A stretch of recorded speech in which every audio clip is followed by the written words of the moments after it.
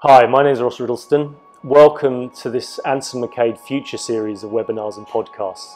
Today, with the help of some industry experts, we're going to be shining some light on the future of technology and business, with particular focus on diversity, skills, and working practices.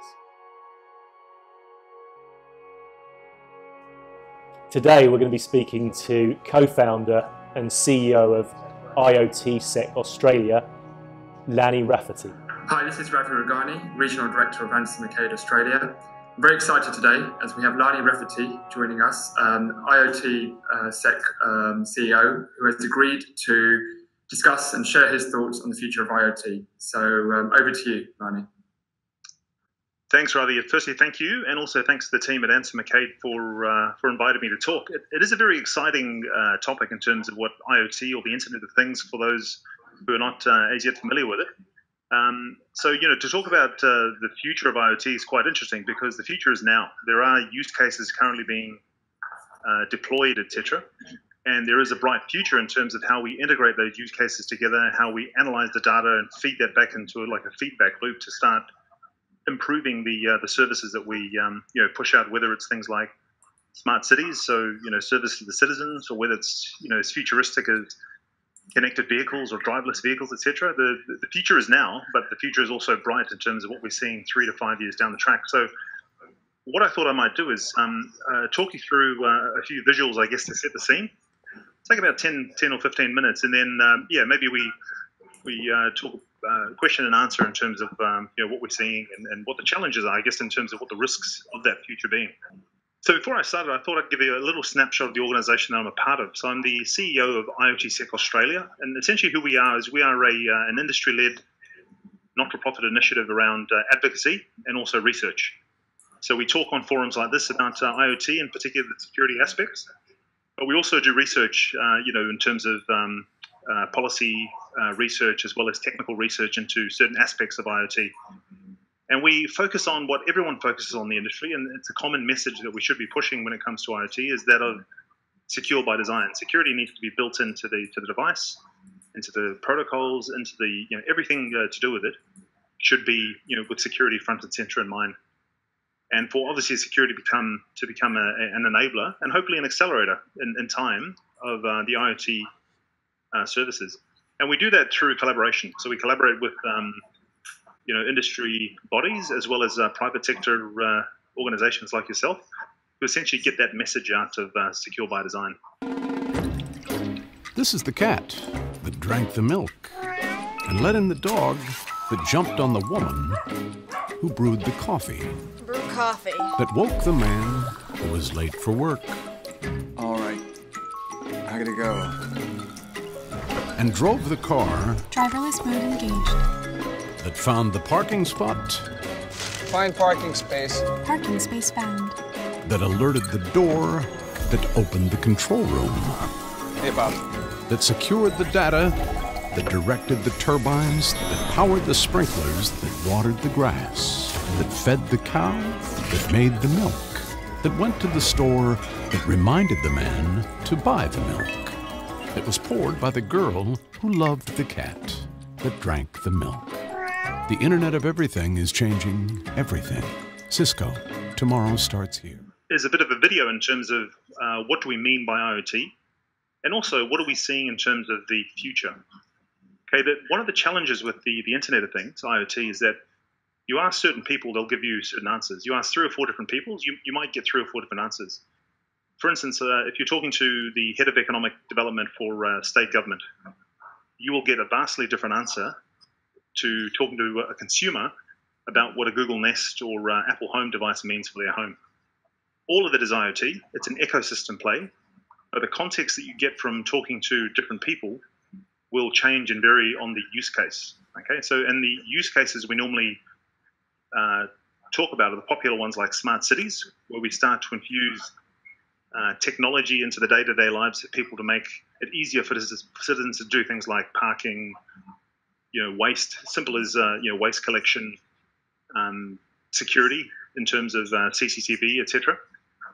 Things like connected transport, driverless cars, as you would have heard of, health, all industries are in play, but some more than others. And so when we talk about what the future means in terms of IoT, what we're really looking at is how can we integrate these different use cases into a sort of cohesive architecture around IoT. And the video will show the day in the life of someone, 3 to 5 years, probably 5 to 10 years into the future, in terms of what their life will be like. Getting up and interacting with their smart home, moving into their smart car, etc., parking, etc. Those are individual use cases, but when you bring it together, it brings that cohesive, sort of narrative and how that will play out in the ordinary person's life day to day. Now, when at the beginning of I said that the future is now. IoT is here and now in terms of use cases. In fact, as long ago as 4 or 5 years, we've had connected mining. So Rio Tinto is probably the most famous use case here in Australia. About 4 or 5 years ago, their mines in the Pilbara, they went fully autonomous trucks, which meant that they reduced the number of accidents that they had from an OH&S perspective, but also reduced the amount of drivers they required, because the trucks are controlled robotically from a data center about 1,000 kilometers away in Perth. So we've had that. That's been up and running for about the last 4 or 5 years. But even things like digital farming, which is part of the whole ag tech movement in terms of digitizing farming, where use cases are as simple as we start putting Bluetooth LE tags on cows to actually measure the distance they travel, and from that data, okay, so let's say the average cow travels 2 kilometers a day, anything that deviates from that, could indicate the cow's not well. And so it goes to the health and well-being, veterinary, bills, fees, etc. So even something as simple as that, tagging our cows and sort of tracking as they travel, is being done right now. Similar thing with connected transport. So we already have sensors in roads, etc., that monitor the traffic levels and sort of help with congestion, etc. Health. I have a Fitbit device. I know a lot of people do. That is a simplistic, application of smart health in terms of IoT. But as you move into hospitals and you move into things like defibrillators, pumps, etc., we are starting to see those use cases emerge even then. And again, related to connected mining is the smart trains. So Rio Tinto earlier this year launched an initiative to, what they want to do is they want to connect their mining trucks, etc., to autonomously self-load onto trains, which will be driverless, and will deliver the coal to ports along the country, where then they can load them on container ships and off they go. They want to do that integrate that supply chain, which obviously has implications in terms of costs, but as well as safety. So the future is here and now. Now, if I put on my hat and start looking perhaps 3 to 5 years out and what we're doing with IoT, there's 4 key issues that I've identified. And again, this may, depending on who you talk to, Gartner, Forrester, etc., they'll have their own. But the 4 key ones I've come across is, number 1, we will become much more reliant on more complex use cases. So we talked previously about connected transport. At the moment, connected transport is in its infancy. Okay, we are starting to develop trial cars and sensors that can sense objects around it. Right, that's a very simple use case. The next step is to have vehicles sense each other and then somehow interact with each other, exchange data to, the obvious use case being to stop them from colliding with each other or colliding with objects around them. Now, the even more complex use case, which is yet to come, is then how do we get those vehicles to start communicating to the infrastructure around them? The sensors in our roadsides, sensors in light poles, and also things like boom gates for rail. How do you get that integrated and orchestrated across complex environments? The other one is obviously smart grids, where we start connecting. So instead of having a separate consumer IoT and separate enterprise IoT, these things will merge probably first of all in smart grids, where you have your home devices, smart home devices. In the very near future, I'm talking the next 2, maybe 3 years, for your smart meters in your home. Okay, your smart meters connect you to the broader smart grid. You have to develop these things because smart meter technology connected to your home will enable us to develop what we call microgrids, where instead of having a centralized power authority selling power to the consumers, if you have a large enough solar setup at home, you might generate enough power not only to put it back into the grid, but to sell it to those around you in your street, in your suburb, or microgrids. And that will be enabled by, smart metering technology, the consumer technology in your home. So it's that fusion of consumer that we will be seeing. And again, this all leads into that, the mother of all sort of IoT projects, and that is one of the smart city, very complex use case. So, a smart city, like urbanization, as more and more people move into our cities, we have to become smarter and use technology to make our lives a lot simpler, to make energy in that a lot more sustainable. So, we can fit the billions of people that will eventually be moving into our cities. So that's number one. Number two, and unfortunately, security concerns will continue to grow and grow and grow. And there's a couple of reasons.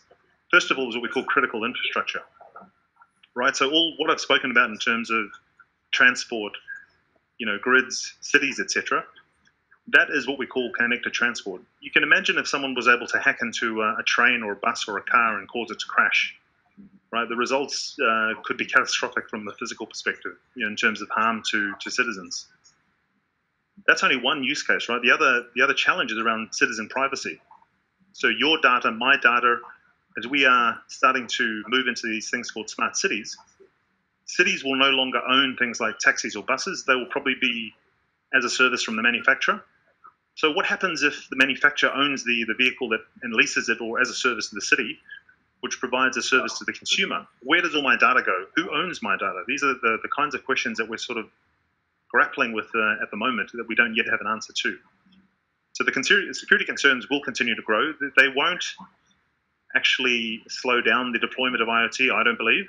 I think, as a society, if given the choice between making our lives simpler and having more technology enabling that versus ensuring that security is right and making it safe, I think we'll always go for the first. And that's been proven over the last 20 years in the cybersecurity domain. Number three is, in terms of IoT, artificial intelligence applied to IoT will, accelerate that even faster. So when I talk about IoT, I don't separate the two, right? The way I look at it, IoT is the physical devices and the data we analyze on those devices. So think of it as the body, right? It's your arms and legs, the things that actually interact with our world and do things. AI, I look at it as the brain. So IoT without AI is not something I usually talk about. I usually talk about it integrated together. We have simple and sort of advanced machine learning algorithms at the moment that that will make analytics of the data that's either transmitted, processed, or stored on devices. Will allow us to predict traffic patterns for congestion. Will allow us to predict, weather, etc., out in the field and water, etc. However, as we move into artificial general intelligence, where computers will become more intelligent than humans, if you fuse that in with things like let's take the connected vehicle or the driverless car, for instance, then it becomes very, very interesting. Where the car decides where you're going to based on your previous traffic patterns, or based on what you say, will predict the route that you're taking, and will, based on what it knows, might, stop at certain places because it knows that you want to stop there, or you want to grab something from the supermarket, or it knows that, via the smart fridge at home, you're short of milk, so it stops at the store. All these decisions that are made without our, at our interaction, I think that's going to be the next big, accelerator enabler of that. And so the final one, and that's the question, if you keep up with what's happening with AI, the final question is, will IoT, artificial intelligence, create this utopia that we're looking for? Or, if you follow Elon Musk, Stephen Hawking, Bill Gates, etc., it is an existential threat to humanity itself.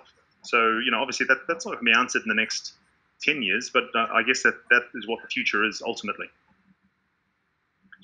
So that's, just a very short snapshot in terms of the future of IoT and what we at IoTSec Australia think.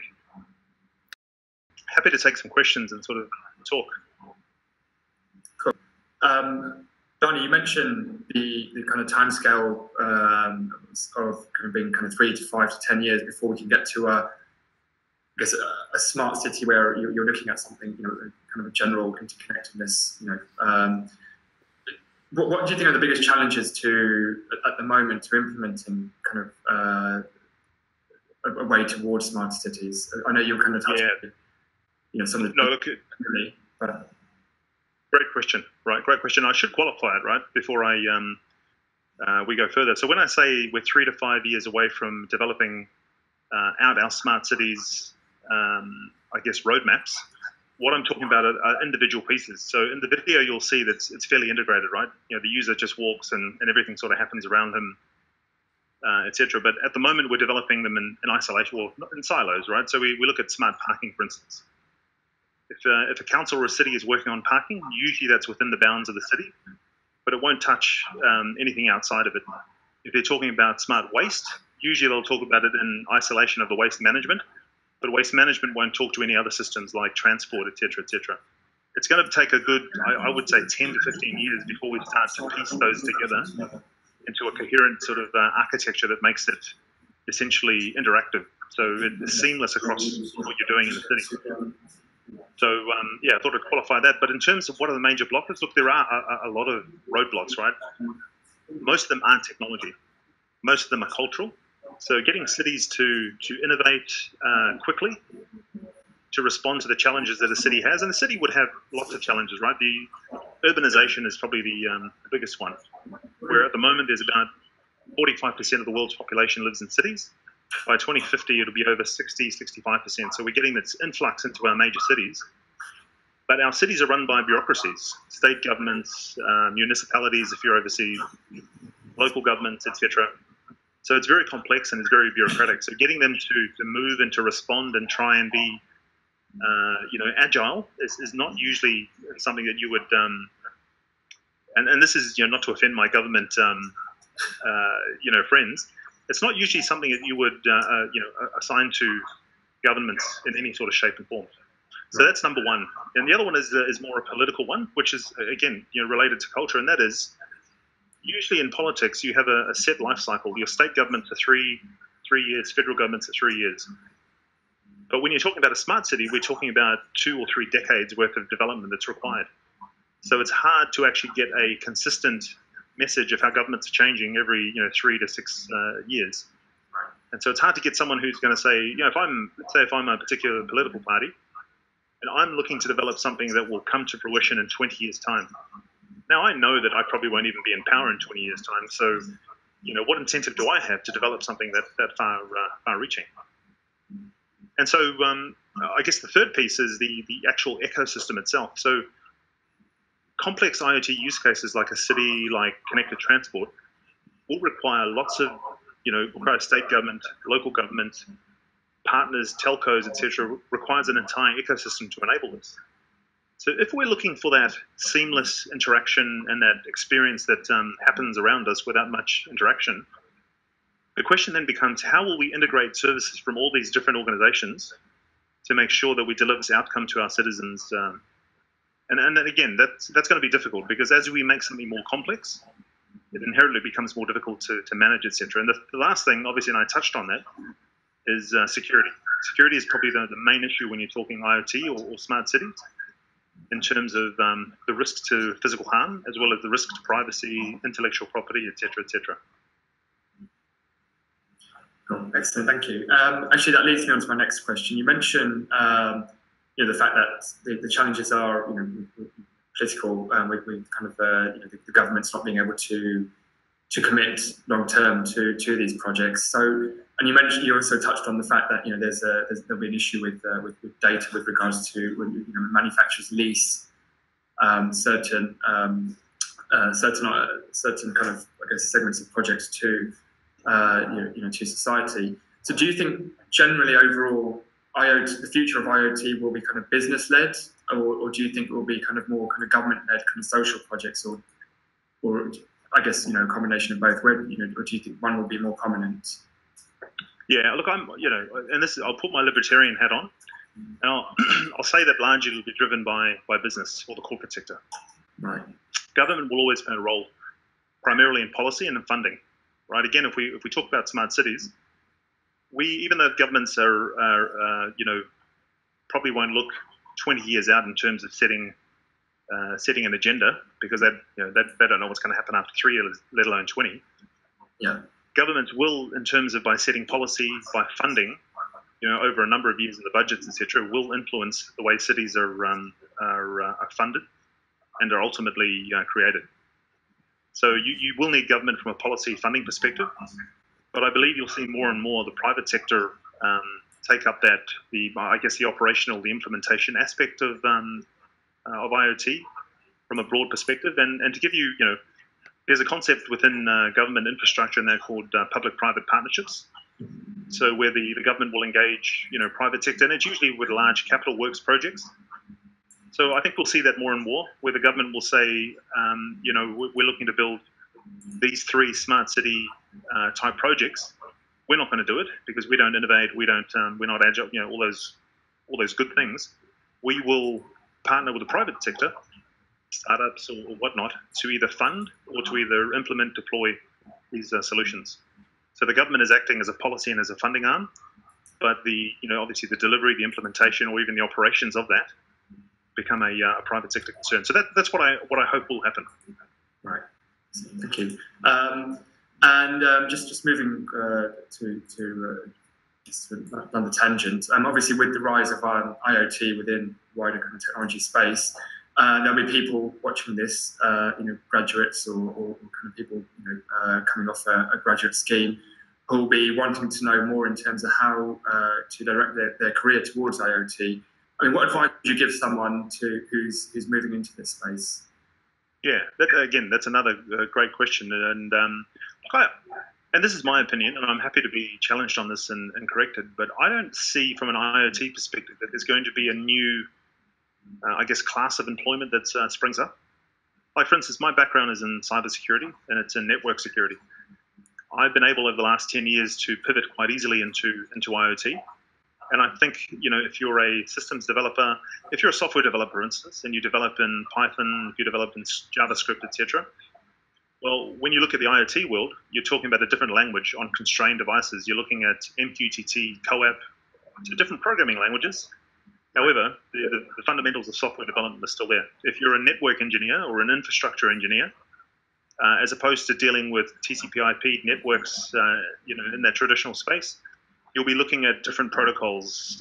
For instance, Wi-Fi is popularly well known, but you look at things like Zigbee, Z-Wave from a short, Bluetooth LE from a short, perspective. When you're talking about a WAN perspective, you look at things like Sigfox, NB-IoT, different protocols, but the fundamentals are still the same. Even when you're looking at things like cloud, at the moment, the way we look at cloud is we centralize them into, Azure, AWS, or et cetera, et cetera. In terms of IoT, the use cases will be slightly different. So what we're seeing in the field of data storage, analytics, et cetera, for IoT is now the decentralization of these cloud services. So we're looking at things like edge or fog computing, where compute will now be stored towards the edge nearer the devices. So we have much more shorter response times between device and analytics. So again, from an analytics perspective, as opposed to working with a central, analytics platform, you may have to decentralize it. So if you have skills in networks, if you have skills in infrastructure, software development, it'll be relatively easy, I should say, to sort of pivot into the IoT space. I think the important thing is to seek a employer or to be involved in a project that's actually IoT related, to sort of get some experience in that actual context, in those actual projects. Okay, actually, that moving on to, you kind of almost answer my next question in terms of who do you think should be driving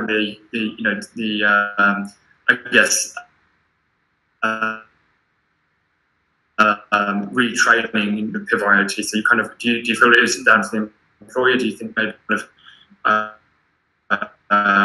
academic bodies or government kind of project can assist people to pivot into this space? Kind of do you feel it's largely the employer's responsibility? And again, I think it's going to be a bit of everything. Like, if you're an employer that's a council and you're moving more into IoT from a city's perspective, then I think as a council, you would want to retrain and reskill your employees for that particular use case. But even as an employer, if I'm someone working and I've worked 10 years as a network engineer, it would be up to me, right, to actually drive that. Talk to my employer, raise a business case as to why it's important that I be cross-skilled, or even take the initiative myself and do it outside of hours. Because I think waiting on your employer or waiting on government to step in and help is reactive, right? I would go on the be proactive and do that if I was a person wanting to get into that space. And again, government has, from a policy and a funding perspective, they have a role overall, especially when you're, and again, I come back to cities because it's somewhere where I work in at the moment, have done for the last few years. If you are a city that's traditionally blue collar, and your constituents, I should say, is largely blue collar workers, and the city itself has has a vision to get more into that tech space by developing technology in the actual city bounds. Ipswich City Council is a good example. They've opened up a startup accelerator owned by the council called Fire Station 101. So Ipswich want to move from being that sort of blue-collar workforce constituents into more the tech startup space to be more innovative and to draw investment in that area. Now, to do that, the government has then a responsibility to say, well, how are we going to, as you said, retrain or give our constituents the opportunity to upskill? Because if we're going to develop things like connected vehicles over the next 10, 15 years, well, what happens to all the truck drivers and bus drivers and Uber drivers and taxi drivers who live in my area, right? They can't just go out the next day and get a tech job doing stuff in IoT. So the government then has a responsibility to actually go, well, we'll develop programs along the way and we'll encourage employers who have invested in the area and we'll encourage the citizens. So it's like a whole ecosystem play. And finally, I know, again, you've kind of mentioned this, the security concerns with the expansion and scaling up of IoT. You kind of indicated that essentially, it's not, nothing will be foolproof, nothing can be foolproof. But given the potential devastating consequences, with regard to security, because it's fairly clear, the expansion is not going to stop, the scaling up will not stop. What our organisation is doing in terms from a security perspective to try to combat the concerns and issues that we will be facing.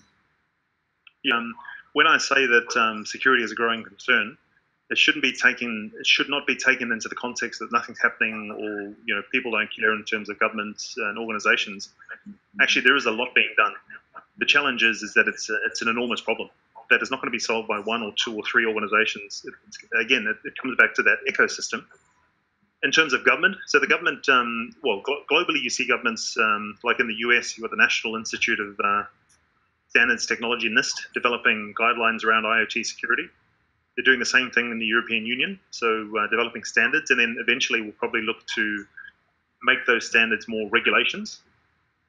In Australia here, it's still in its infancy, so the government has released policy plans to encourage the industry to not to self-regulate, but to set its own standards. So the government's encouraging the industry to come up with its own ratings systems and that for IoT devices, which is a good thing.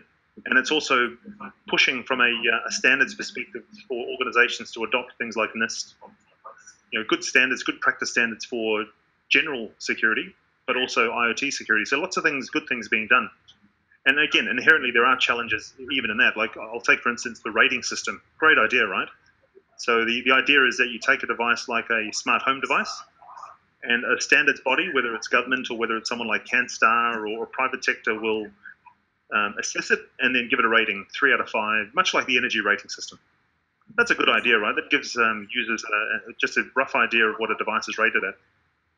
But the challenges are, one, IoT devices, the security profile, the risk profile of the device will change over time, because a smart home device that is released today may be relatively secure, but there may be vulnerabilities found in this device 3 months later, 1 year later, 2, 3 years later. So the actual security rating of the device will change over time. Now, who's responsible for keeping that updated? Is it the government again, because that creates a massive bureaucracy? Is it the standards agency itself? because it becomes very complex in that. So that's one challenge. And the second one is it can lull the user into a false sense of security. Like, oh, I've got all these devices and they're rated 3 out of 5. I must be pretty secure. I probably don't need to do much else. Which, as you know, nothing is foolproof. All it takes is one vulnerability in a device or in a system. So those are the while there's a lot of good work being done, as I said, the security concern is just going to continue to grow because the problem is enormous. Excellent. Okay, brilliant. Well, those are all my questions, Lani. That's fantastic. Thank you very much. Really insightful. You're welcome. No, you're welcome, and thank you for having me on. My pleasure. Absolutely.